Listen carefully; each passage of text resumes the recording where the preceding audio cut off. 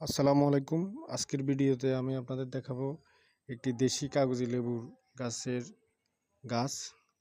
এই গাছের আমার একটি শুকনো ডাল মরে গেছে এবং এই মরা ডালের কারণে আমার গাছের বাকি অংশগুলোতে এই মরা ডালের প্রভাব পড়তে পারে। এজন্য আমি এই ডালটা কেটে দেব একদম গোড়ার দিক থেকে।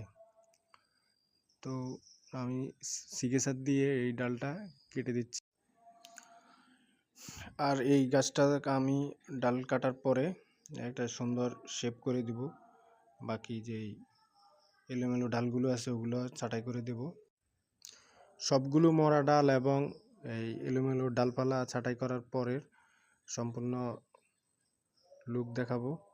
আর এরকম আরও ভিডিও পেতে হলে আমার চ্যানেলটি সাবস্ক্রাইব করবেন এবং ফলো করবেন। ভিডিওটি দেখার জন্য সবাইকে ধন্যবাদ।